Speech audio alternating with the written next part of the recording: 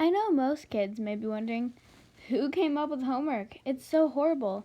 But have you ever wondered who came up with vaccines? Well, this one man did. A very smart man. And his name was Dr. Maurice Hilleman.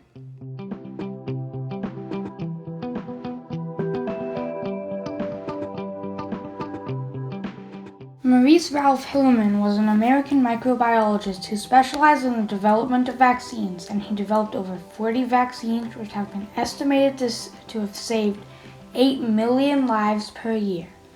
He has been described as one of the most influential vaccinologists of all time. Maurice Ralph Hilleman was born in 1919 on a farm near Miles City, Montana. His parents were Anna and Gustav Hilleman, and Maurice was their 8th child. 2 days after he was born, Maurice's mother died, and he was then raised by his uncle, Robert Hilleman, and worked in a family farm during his youth. Maurice credited the majority of his success to his work with chickens, as fertile chicken eggs had been used to grow viruses for vaccines. He and his family went to the Lutheran church, but over time Maurice decided to reject religion.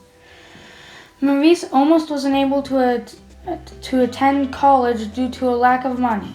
He graduated from Montana State University in 1941 and received his doctoral degree in microbiology in 1944. After joining E.R. Squibb & Sons, Hilleman developed his first vaccine, which was against Japanese B. encephalitis, which threatened American troops in the Pacific Ocean theater.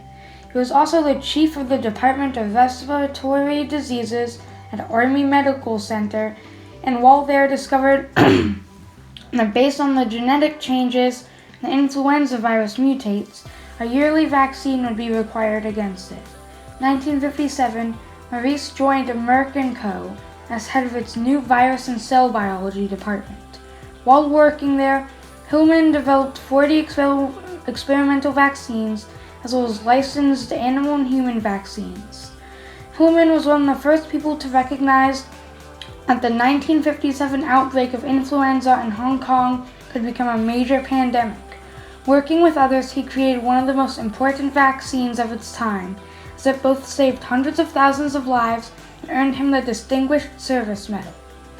Some of the other vaccines he worked on were viruses CV40, a contaminant of the vaccine for polio, the mumps vaccine, and the hepatitis B vaccine, among others. Dr. Hilleman decided to retire in 1984 at the age of 65, and even though he retired, he still continued to contribute to science as a consultant and mentor to the scientists still working in that field.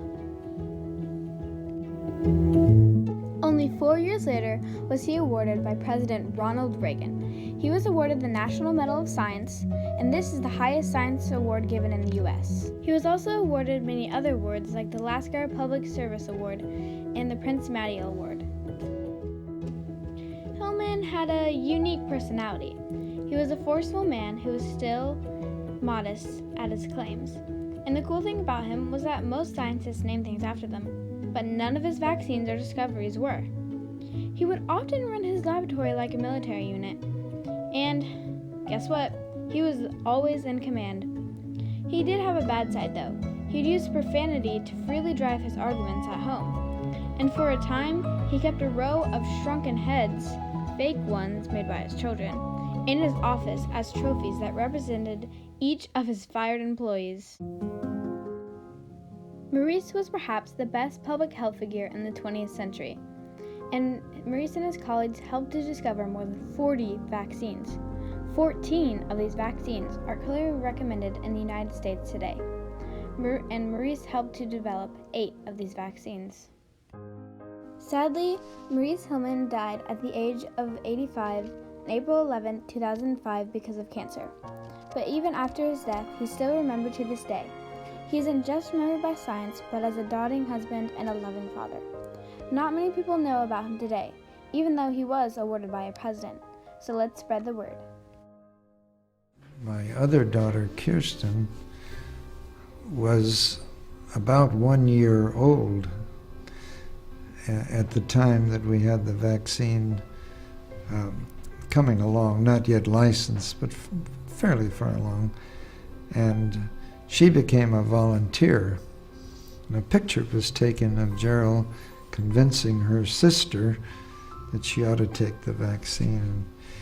And the picture is her getting the shot, and her mouth is this big, and she's saying, Gerald says, it won't hurt. Anyway, here was a baby being protected by a virus from her sister, and this has been unique in the history of medicine.